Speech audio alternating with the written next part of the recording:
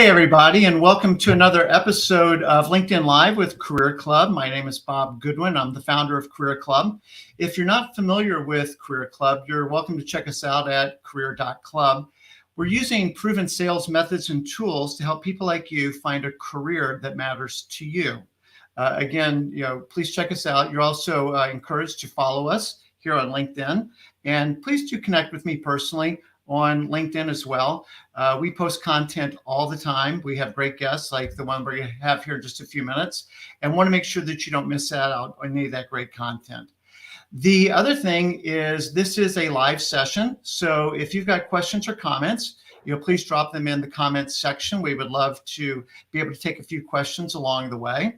And with that, I also want to thank my two colleagues, Heather Zinzer and Joey Pace, who help put these things together and make them as professional as they are. So thank you, Heather and Joey.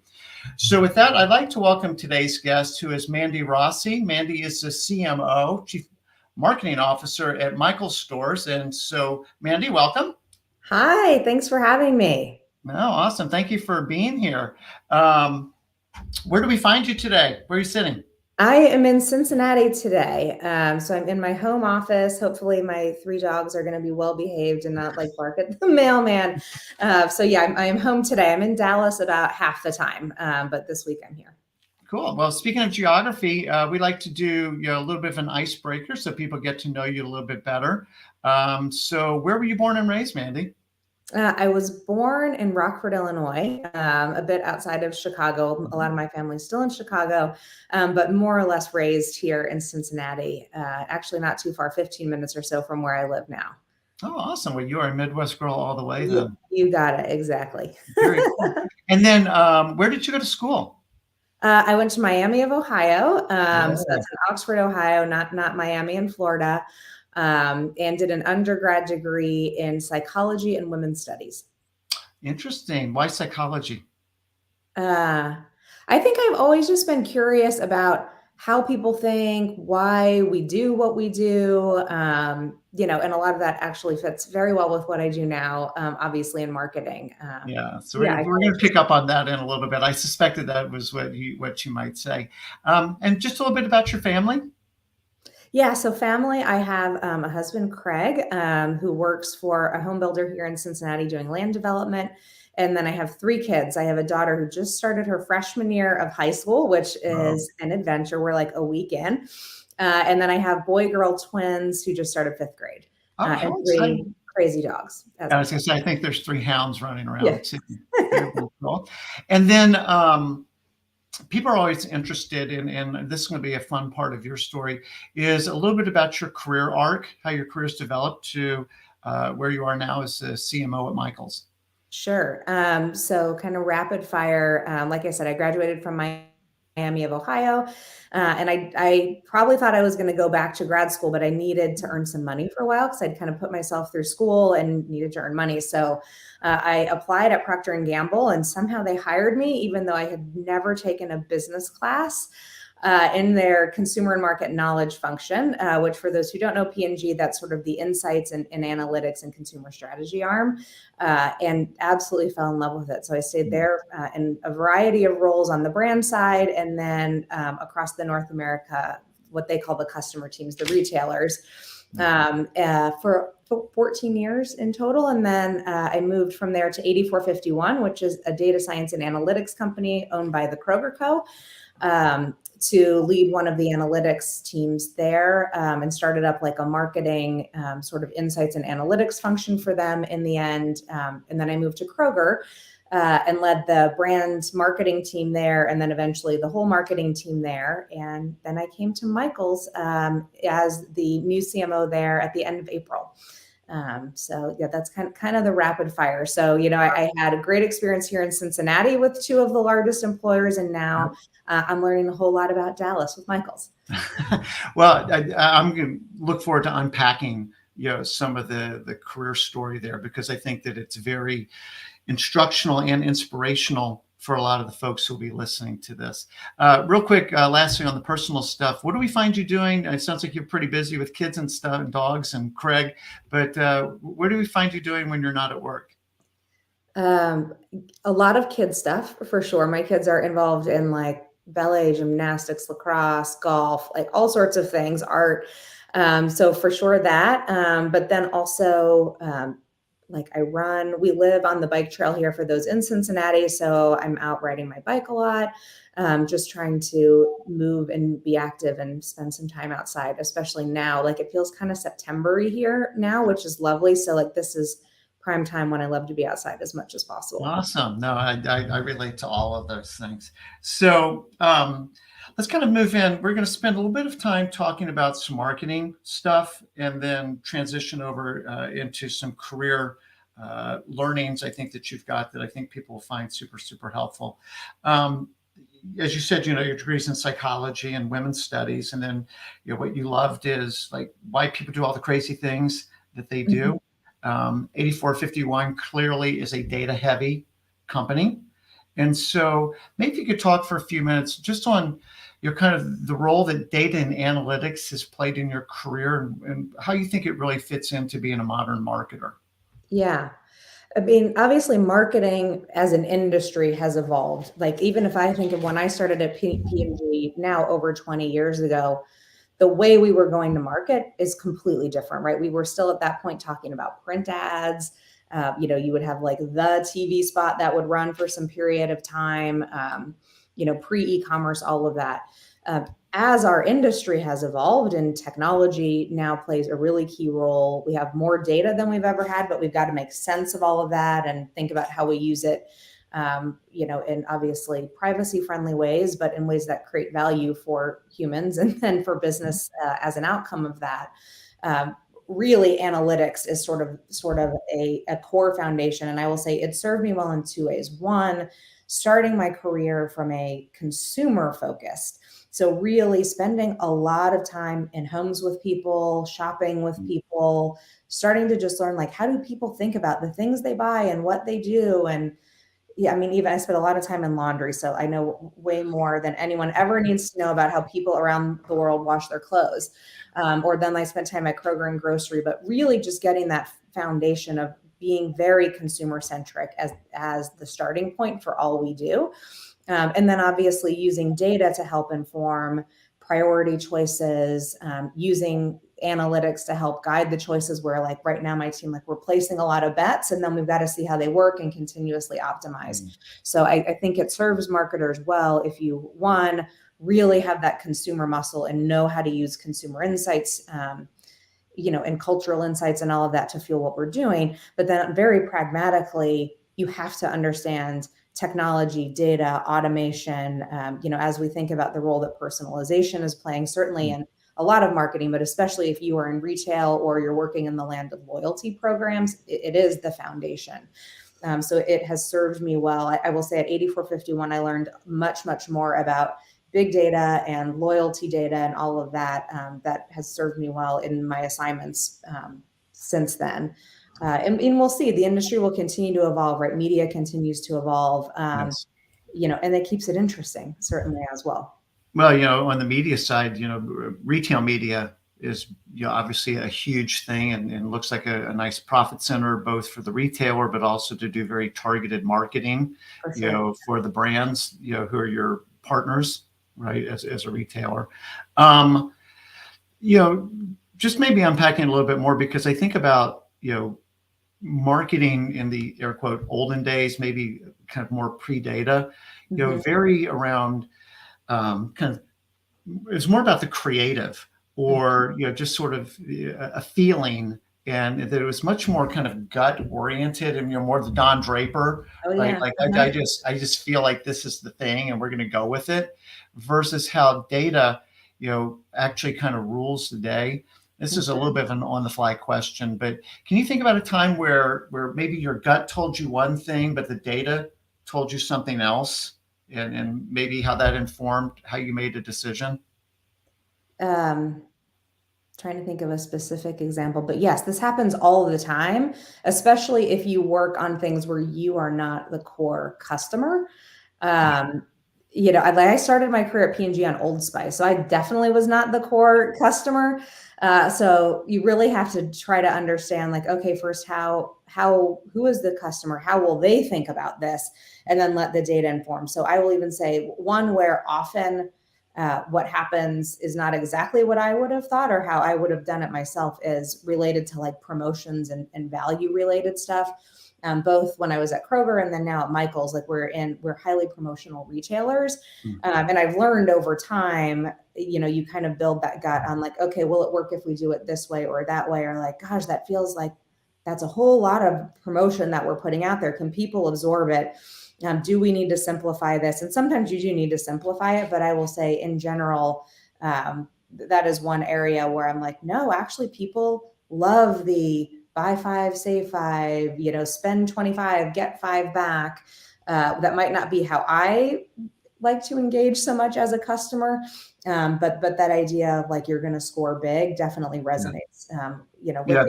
Speaking of Dallas retailers, with J.C. Penney back in the day, and they brought Ron Johnson in from Apple, who was, former Target and then Apple and then to Penney, and wanted to depromotionalize them.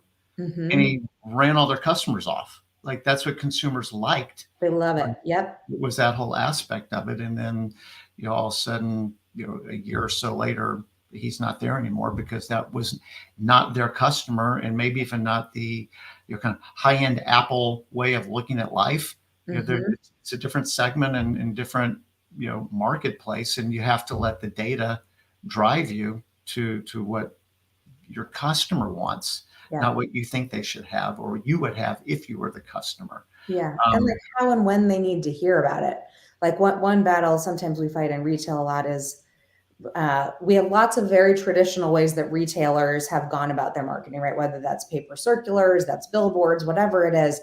And as business leaders, we get really used to seeing those things. But the reality is like the customer might be moving on. And so it is good to go to the data and say like, okay, does this thing still have a reason to be? And sometimes the answer is yes, but sometimes it's like, well, no, we're maybe actually doing that because like we like to see all those billboards that we drive by, but like, are they working as hard as they used to? Like maybe, but maybe not. And then, we should reprioritize and do something else. Well, I know that a lot of people who will be listening to this are potentially in the vendor community, where you might be their target customer. Yeah. And you talk about, on the one side, there's the data, which is sort of the fuel, and then there's the technology, which is the engine. How do you stay current on what all the different technology options are out there? Maybe, potential third-party data, but how do you stay current on technology and help the company make thoughtful choices on which tools you should be using and why? Yeah, two things I will say. One, I am probably a more extroverted person, so I talk to people.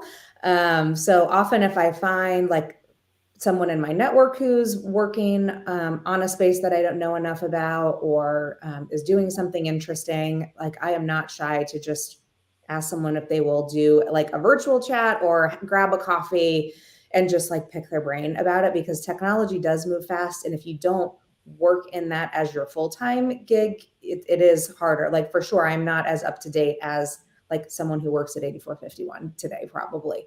But if you're smart about your network and you have people who are in it, then you can also kind of get advice, thoughts, all of that. I also read a ton. I listen to a ton of podcasts while I'm out walking my dogs. So that is another good way that I found a few things. Like I love actually all things Kara Swisher. So that is a good place I start as like a basic, if you want to know what's going on in tech, usually Kara is talking about it. Scott Galloway is great, and they do Pivot together, which is probably one of my favorites. And I read like just a lot of stuff. So I will be on LinkedIn seeing what people are posting. I still read Ad Age after all these years because it's a good way to stay up on what's going on in the advertising industry.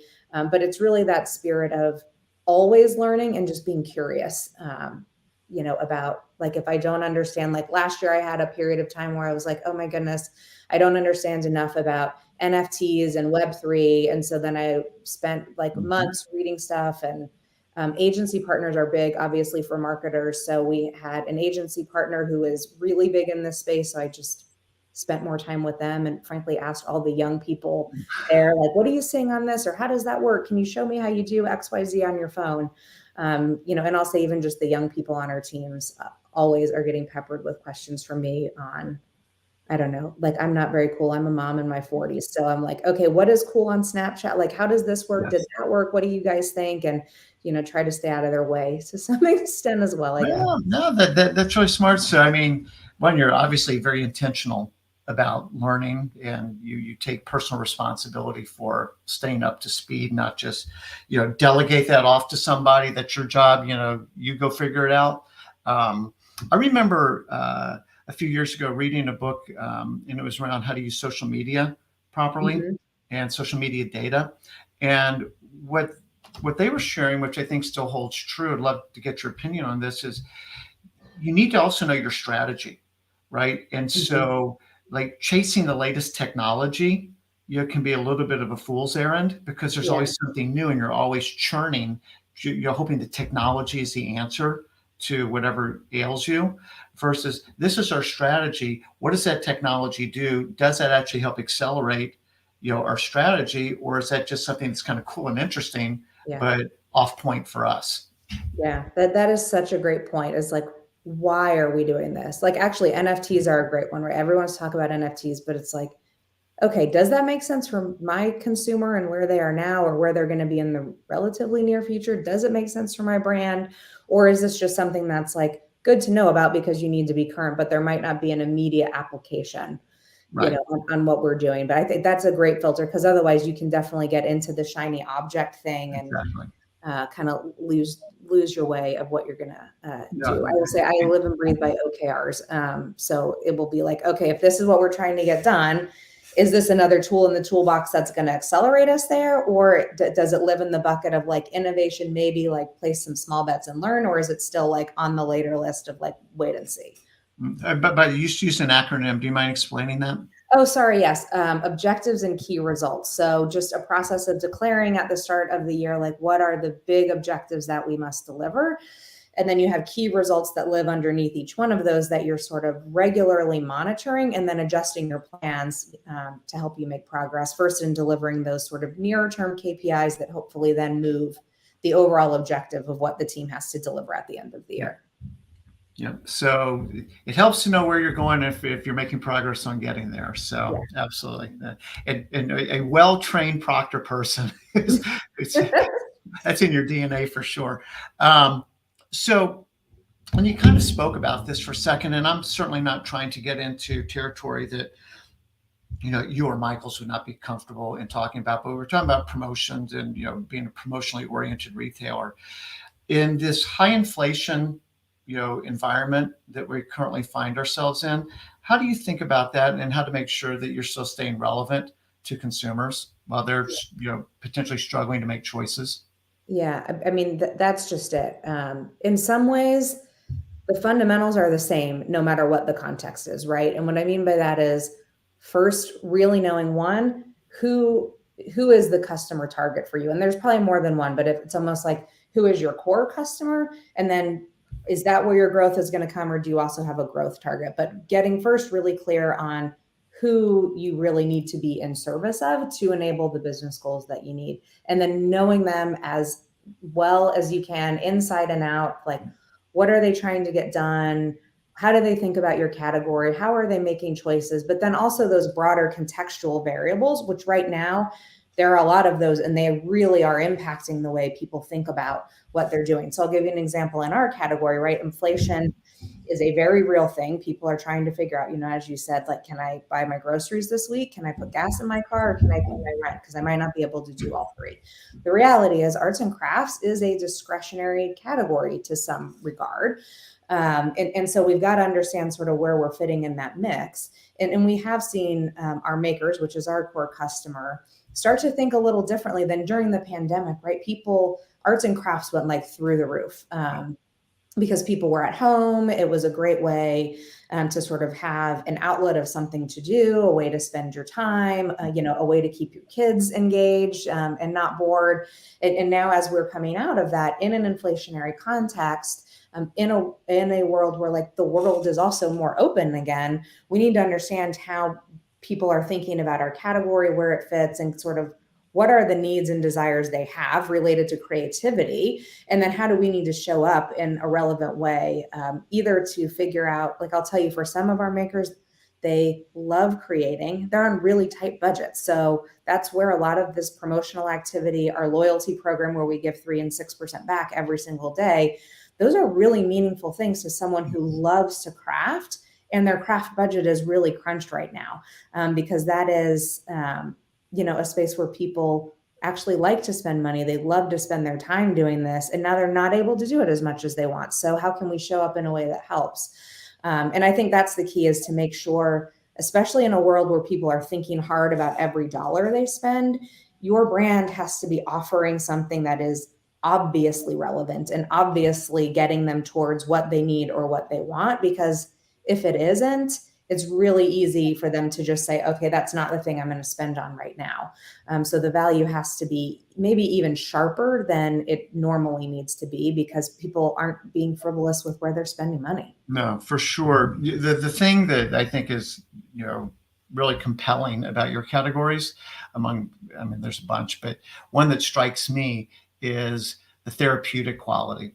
Mm-hmm. So if it's in the pandemic, people are massively stressed out over health issues and lifestyle changes because we're all hunkered down and nobody knows what tomorrow's going to bring, and the kids are at home and all the stuff that you were sort of talking about. But as we've transitioned, I won't say we're out of it, but at least to a new stage with the pandemic, well, now we've got all this inflation pressure and there's a war going on, and there's a bunch of other stuff happening that create a lot of uncertainty in people's lives. And being able to just like I'm kind of even envisioning like it's like wrapping yourself in a warm blanket, like this is cozy and warm, and like I feel good when I'm in here. And for people that are makers, crafters, that's just got to be massively therapeutic. I suspect that's what you guys see. Absolutely. Absolutely. And right, there are adults who are makers. And frankly, for some of them, it is their job, right? If you're someone who's making things and selling them on like the Etsy's of the world or at arts and crafts fairs, you have a lot of people for whom it is like their creative outlet. It's a mental health thing for adults and also for kids. So yeah, we absolutely do see that. And I'm glad we can be an outlet for people to be able to do that. So one of the things, if we could start to transition a little bit, I've known you for a few years now, and what we've talked about is, from a career perspective, you're still chasing your passions. You're doing what you find to be fun, and right. And you talked about you continue to learn and grow, and be an expert in the things that you're choosing. But could you maybe start to talk to the listeners a little bit about the importance of, in your own career, of chasing your passions and how that's kind of led you to where you are now? Yeah. So two things I would say. One, I'll say, at least for me personally, but I think this applies to other people. If you find something you love to do, so right, really think about like, what is the work that you like to do that doesn't feel like work? And when you can spend more of your time in that zone, the work tends to be better because it feels fun, right? It doesn't feel like work. You're not counting the hours. You're like, I'll say, at least for me, I know I'm in a good sort of zone when outside of work, I'm still noodling on that thing. I'm like on my run in the morning thinking about like, okay, what are we going to do with this? Or, oh, what if we do this? Because then you're inherently interested in it.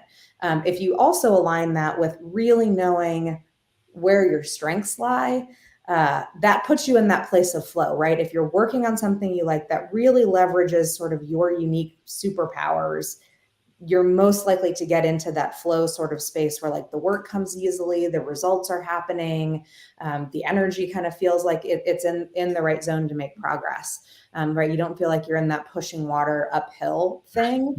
And that has served me well. I will say, like, if I look at the places where really my career, I think, took a meaningful step or a different trajectory, it was usually where either I took an assignment that was something I was just inherently interested in, but always was in a space that leveraged my strengths. There used to be like, I don't know if anyone else has ever heard this advice of like, oh, you should take the spinach assignments, like the things that help you round out your opportunities.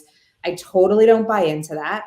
Not zero, right? Because at best, you're going to maybe shore up an opportunity and like do okay work and probably feel like it's sort of mildly a grind all the time. Worst case scenario, you're going to feel miserable and you're going to take your career off track. So I am much more like, unless you have a major outage, like lean into your strengths, lean into what you like to do. And for me, that was like new capabilities. So even at P&G, I had the opportunity to work in new business for a period of time, which, right, I was in insights and analytics, but really the new business team was like lean and mean. So everybody was kind of doing business strategy, product development, marketing planning, which was great because then I learned a lot of skills that then have served me well. Or I went and worked on customer teams and I was not a salesperson at all. But really the unique thing then I could bring is more of like, okay, how do we think about the story around the consumer? How do we create the overall arching like joint strategy we're going to have with a retail partner at P&G? That sort of allowed me to lean into things that I was good at and that I like to do.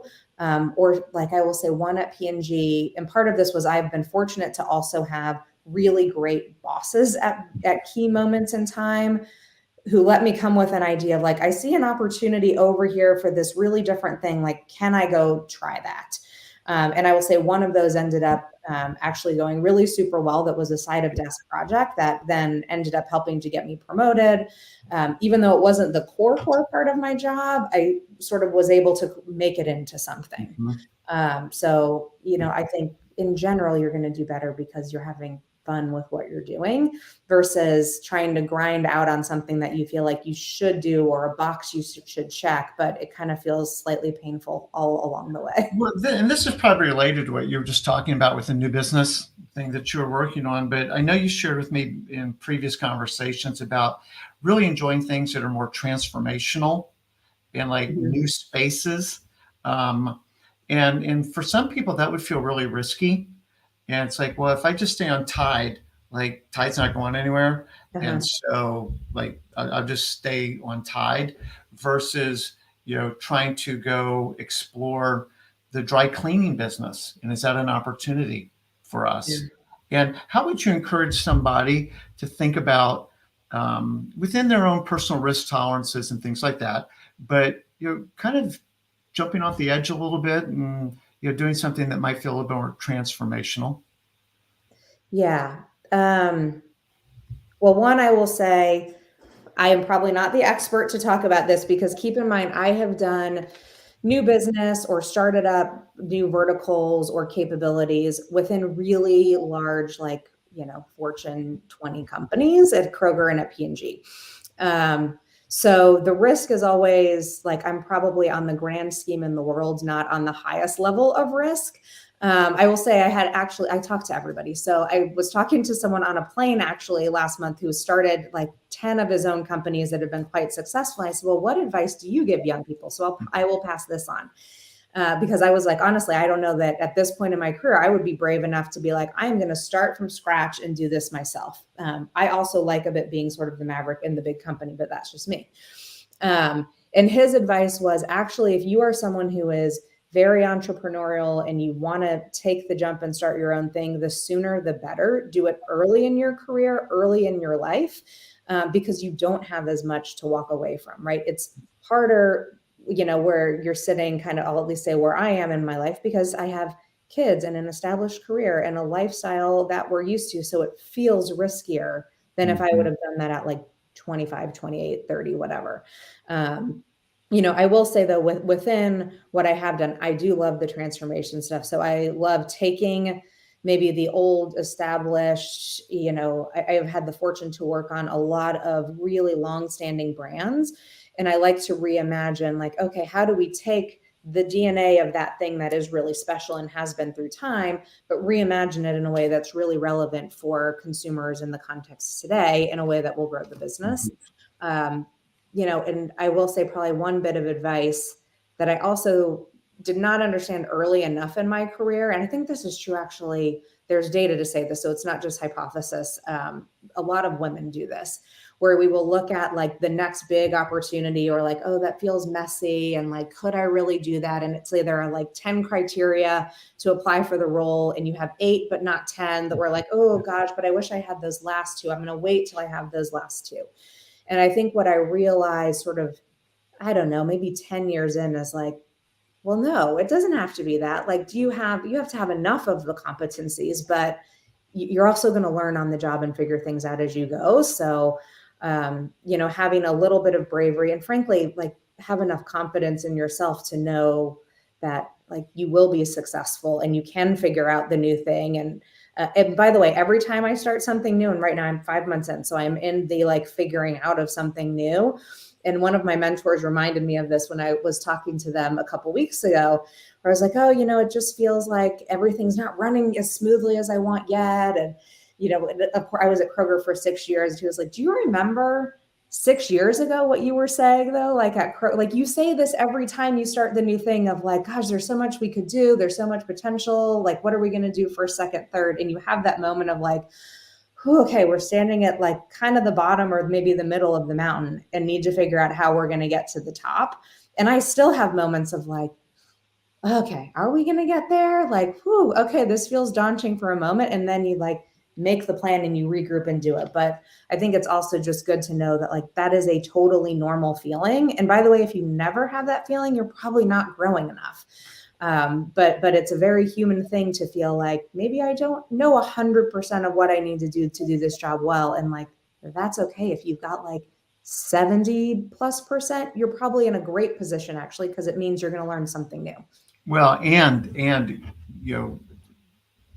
because this is Career Club, we talked to a lot of HR experts. Okay. And one was Professor Joe Fuller from Harvard Business School.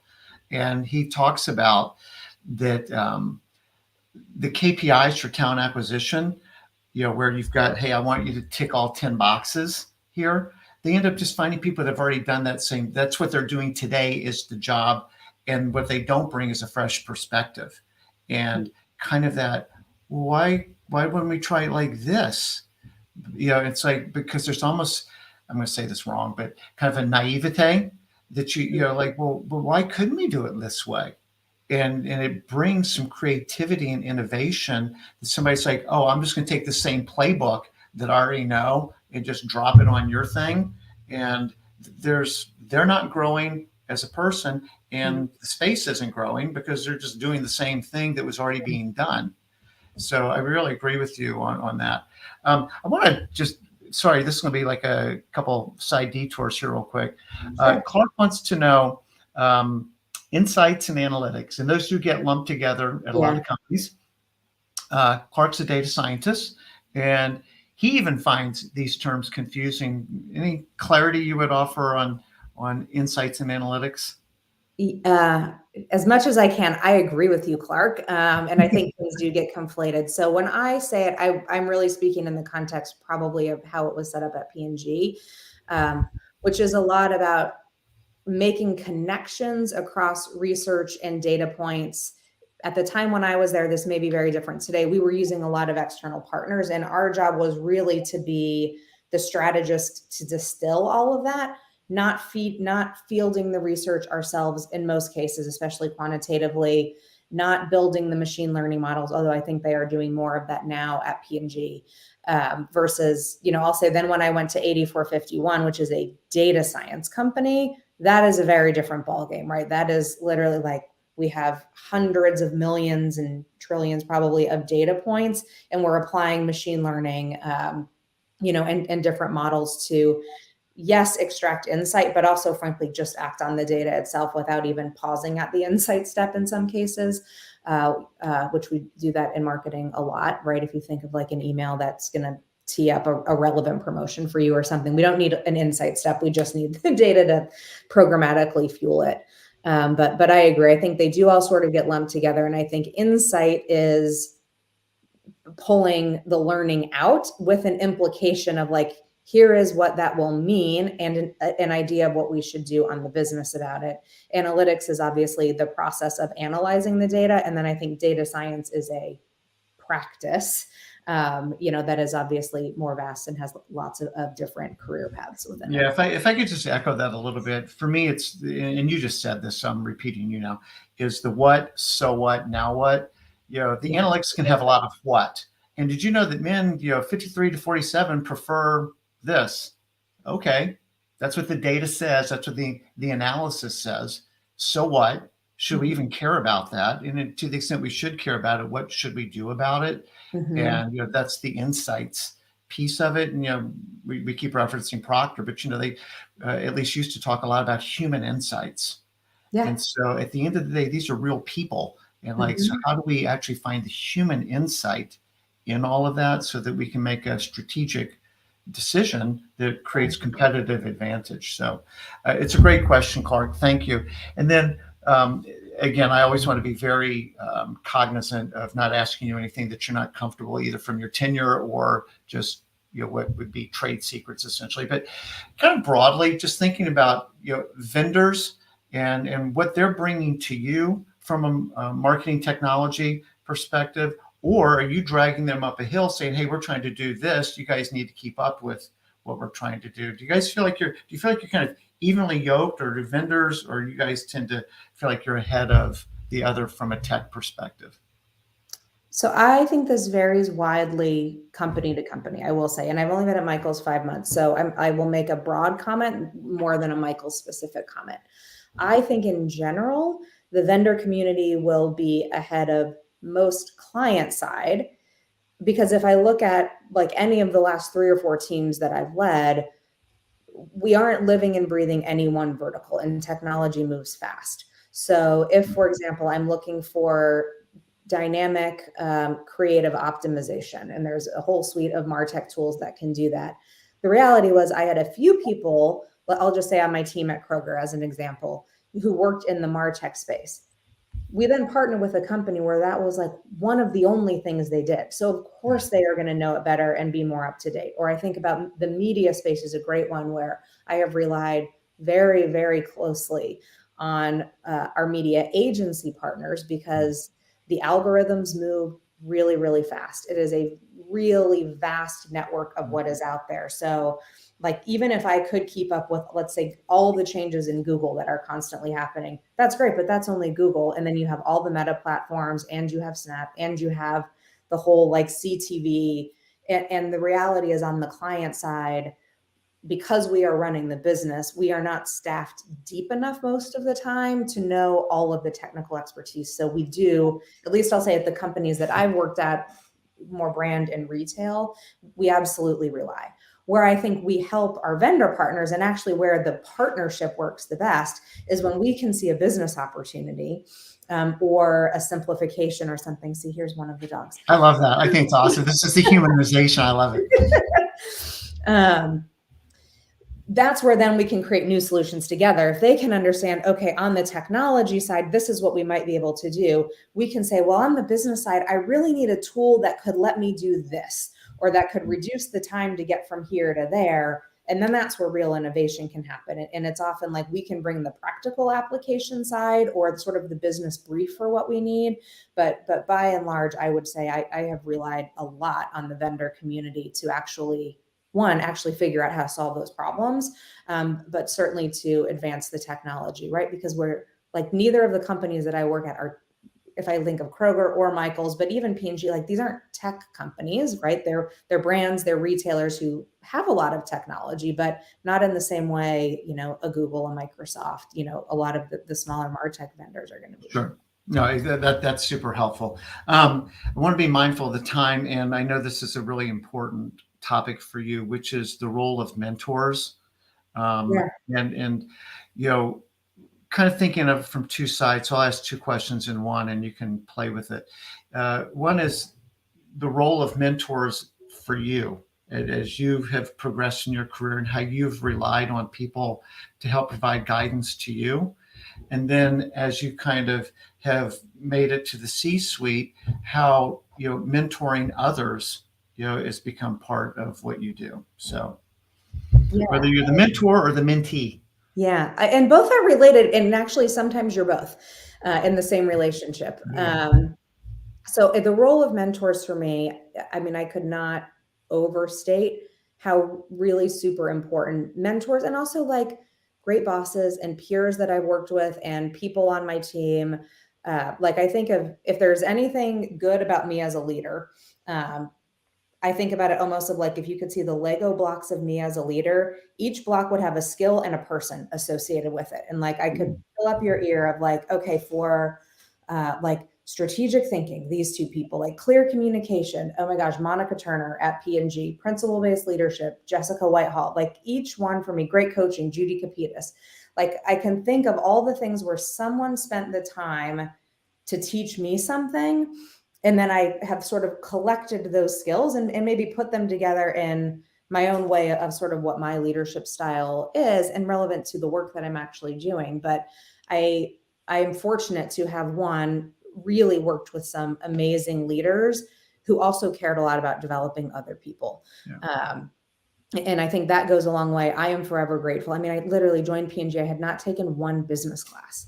So I am grateful to like the very first ever finance business partner I had who had to explain a lot of really pretty basic things to me and did it in the most patient and very helpful way. So I really cannot maybe overstate that. But even then when I moved to like when I made the jump more from the analytics side into brand marketing, people I didn't even know were like a mentor of mine then connected me with other folks who had been CMOs or had transformed brands in other places. And I can't even tell you how many people, like very senior people who really did not need to spend any time with me, spent an hour on the phone. Steve Fund, who's the former CMO, hopefully it's okay, I'm calling people out, former CMO of Intel, literally spent an entire afternoon with me when I was out in California and like walked me through the transformation journey they had done to like give me advice of like, okay, if I were in your shoes, these are the things I would think about as I was like first time ever leading a brand marketing team, trying to reinvent a 100-year-old brand. And so I have been very, very lucky for the people who've been willing to coach and teach and support me. And some of it sometimes is technical skill. Some of it was like after I had my first daughter and I was trying to figure out how to like work and have a great career, but like really just wanting to be with this little human like 24 hours a day. And, you know, I had some folks who kind of helped me through that with some really good advice. You know, and sometimes it's people who work on your team. And that is often, I will say, if I think of the last 5 years, very, very often where I have learned the most is people who worked on my team who were brave enough to say like, yeah, the way you're doing that, not helping us, or like, that I could ask a million questions, right? Like on some of the technical stuff in particular, like, oh my gosh, the head of the media team at Kroger, a woman named Kay, who is amazing. The questions that she would get on some of the like programmatic, like, okay, but how do we wire it to do this? And like, how would you think about that?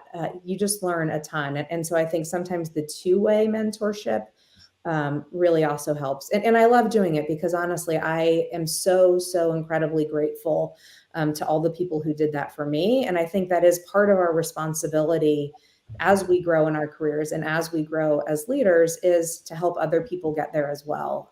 You know, whether they're people on your team, which obviously then benefits the team and the work, or just like someone who reaches out to you that you're willing to have coffee with it and have a chat. And usually, by the way, you feel really good after those. At least I do. Like even like I've done a few over the summer with like college students who are home and thinking about careers in marketing. And it's like the most fun hour I spend in the day because their energy is great. And sometimes it's also helpful to reflect on like, oh yeah, how did I do that? I haven't actually thought about breaking that down before. And it clarifies your thinking too. Well, maybe a couple little lightning round questions just to, again, kind of keeping a little bit of an eye on the clock. When you think about the attributes or soft skills that you look for, so you're building out a team, you know, maybe you're interviewing somebody or looking at promoting somebody, what do you look for? What are the soft skills? Yeah, soft skills, curiosity is a big, big one because if someone is curious, they're going to continuously learn. And in marketing, things are always changing. So continuously learning is super critical. Clear communication. I think written communication, being able to sort of dialogue through things. That part of that might be because we're in marketing and sort of the nature of the work we do, but that is a really big one. And frankly, the energy that people bring. And it depends on what the role is. Obviously, some roles are more individual contributors, some are more leading a team, but generally speaking, like, are you someone my team's going to be excited to work with every day? Like, are you going to be able to inspire and motivate others? Are you like bringing good juju to this party? Especially like a lot of the roles I've had have been more like transformation or, trying to reimagine something. And you need people with a lot of energy and frankly, the resilience to do things like that, because you can have moments where it's going to feel really hard and you're going to run into the brick wall every so often. And you need people who are like, okay, we're going to pick ourselves up and like go again. So those would probably be some of them. The other one I would say, which is probably more leadership advice, is also knowing what you're good at and what you're not good at. So I will say, well, I love the like, think about what might be and how might we transform this.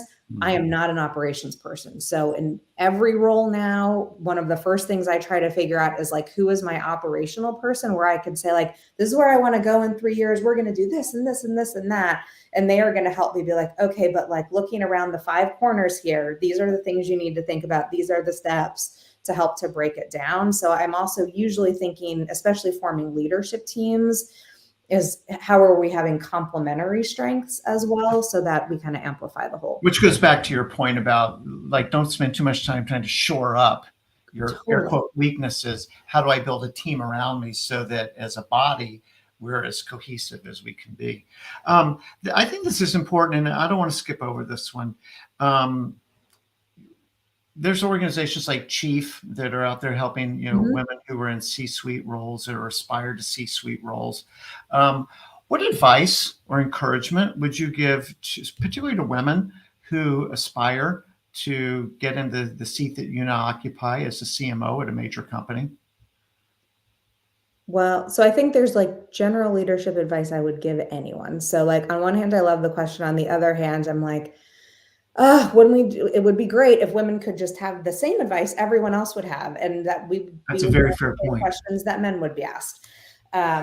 What I will say though, specific, and there's data to back this up, a few things. One, like I said, curiosity, asking the questions, I would say that is for everybody.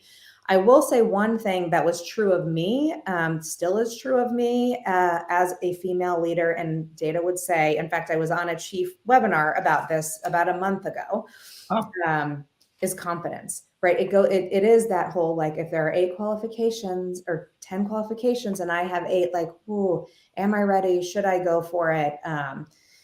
Really having the confidence, because I think very often as women, if we rack and stack our skills versus others, we rate ourselves worse than where we actually are. So just having the confidence in your ability, that like you are the expert in that thing, or you are the best person for that job, like take the chance and go for it.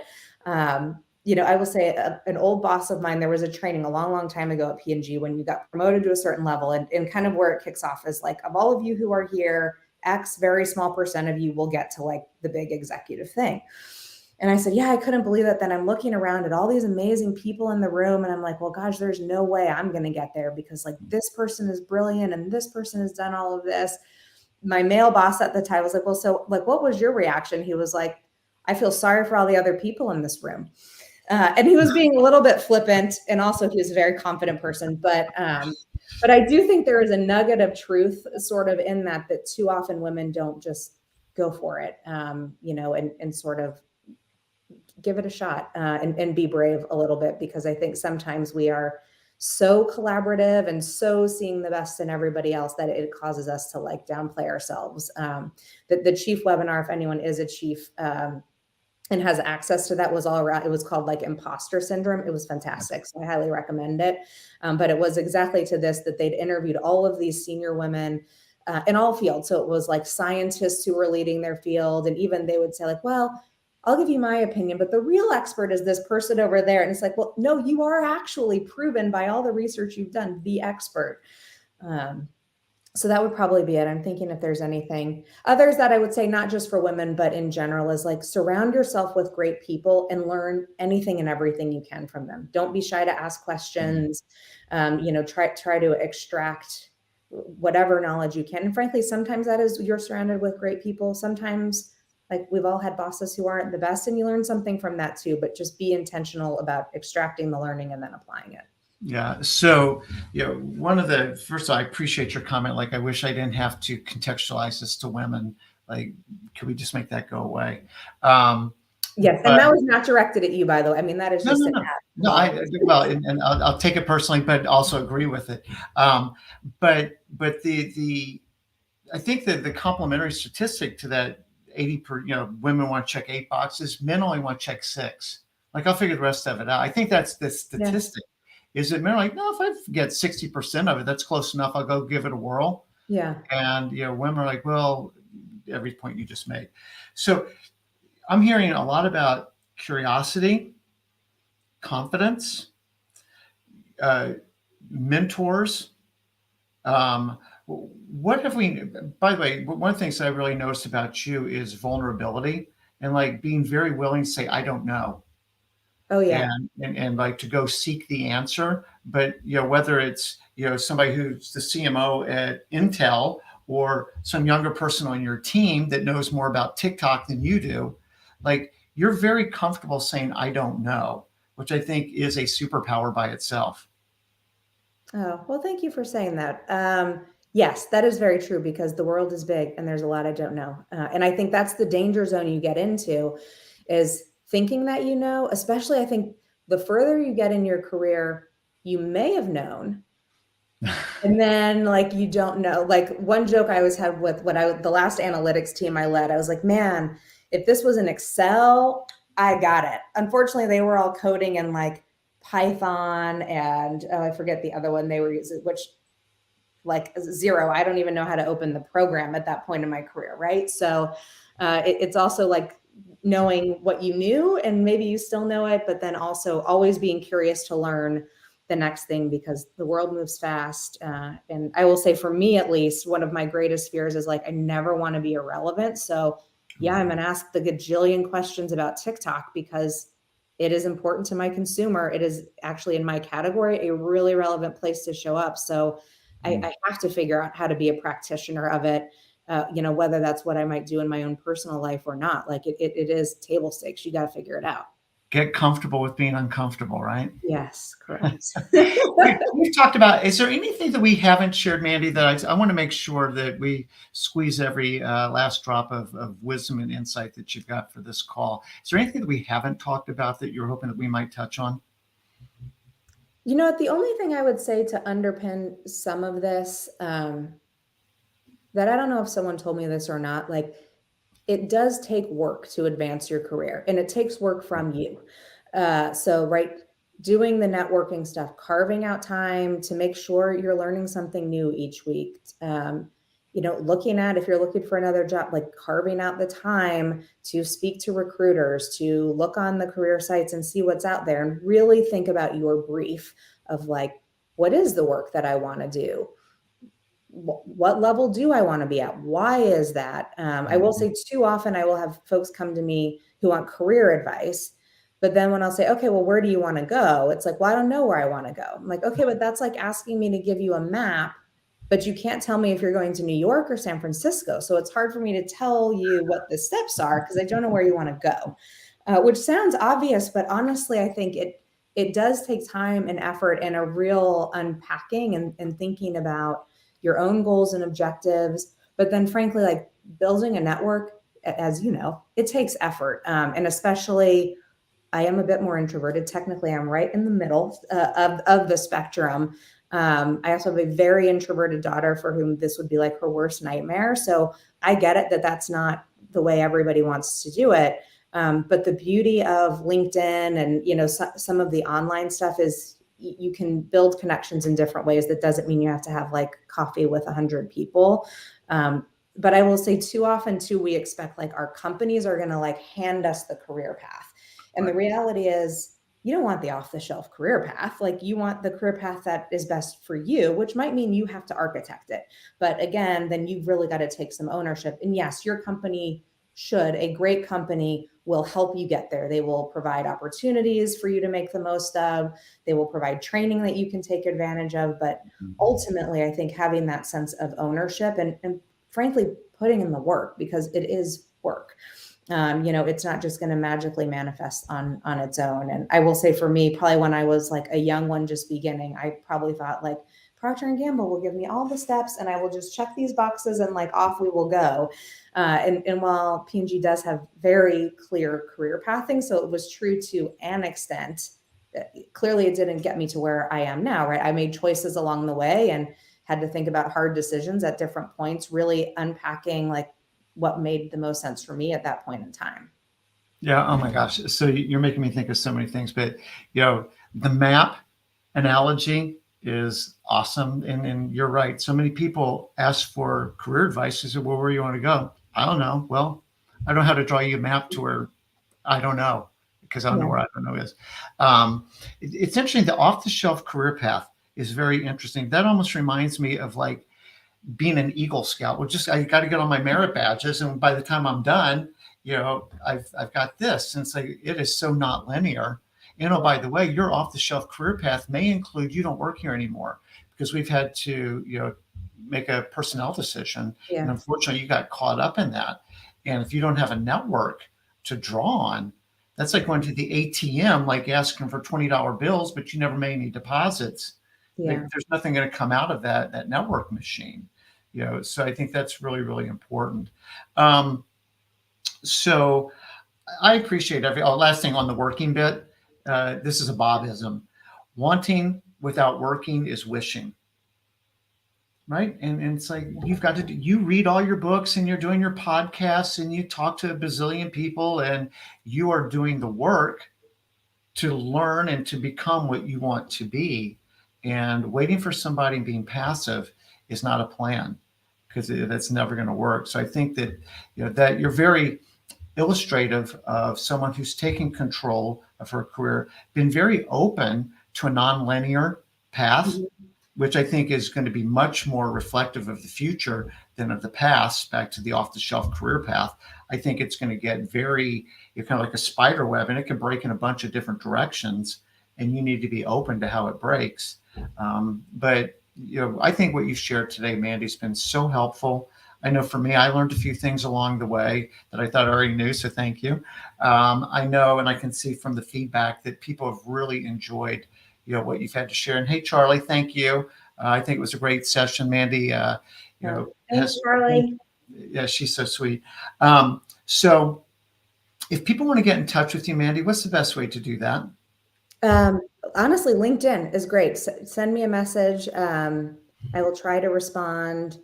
I get a lot, as probably most people in roles like mine, I get a lot of sales pitches. So sometimes it takes me a minute to like filter through, but certainly hit me up on LinkedIn. That's awesome. A great place to start.